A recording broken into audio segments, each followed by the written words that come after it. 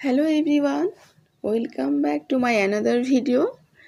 তো আজকে হচ্ছে আমার হাতে দেখতেই পাচ্ছেন আমি একদম হাতে করে নিয়েই চলে এসেছি, আর আপনাদের সঙ্গে আমি খেয়েও দেখাচ্ছি।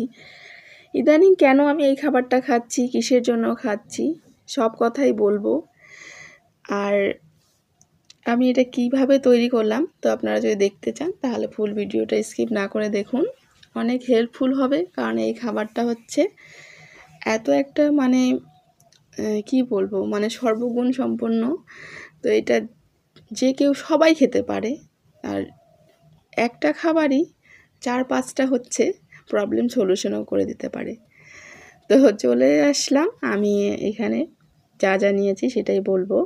তো ভিডিও অলরেডি শুরু হয়ে গেছে। তো দেখতেই পাচ্ছেন আমি শসা নিয়েছি একটা, টমেটো নিয়েছি একটা, আর গাজর নিয়েছি একদম ফ্রেশ, একদম তোলা গাছের একদম ফ্রেশ গাজর ছিল, সেই জন্য ছোটো ছোটো ছিল বলে 3-4টার মতো নিয়েছি।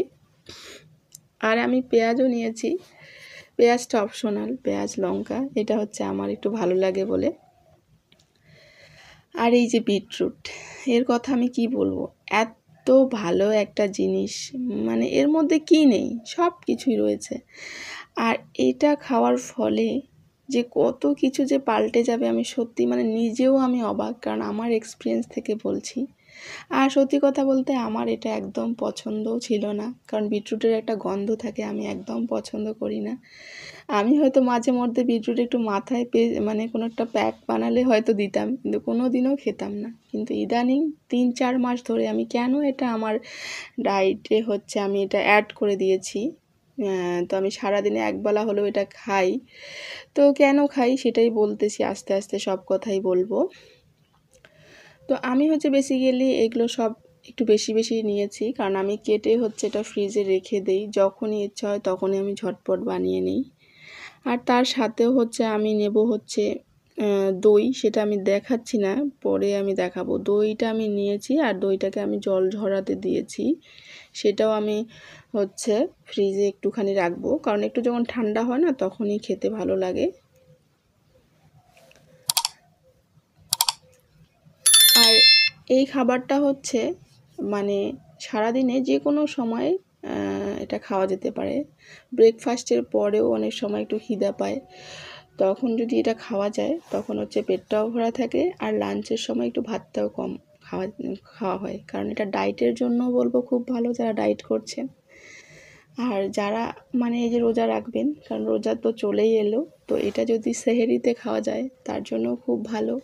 প্লাস অনেক আমার মতো মেয়েরা আছে বা বউরা আছে, আমি তো বউ ভুলে যাই, যাই হোক, আমার মতো বউগুলো আছে যে গ্লো কেন আসছে না মুখের মধ্যে, কেন আমার মুখটা একটু গ্লেজি গ্লেজি ভাব হয় না ক্রিম লাগার পরেও। তো সেটাই আমি বলছি, আমারও সেম কেস। তো আমি ওই জন্যই হচ্ছে একটু মুখের গ্লো বাড়ানোর জন্য হচ্ছে, কারণ গ্লোটা কিন্তু ভিতর থেকেই আসে।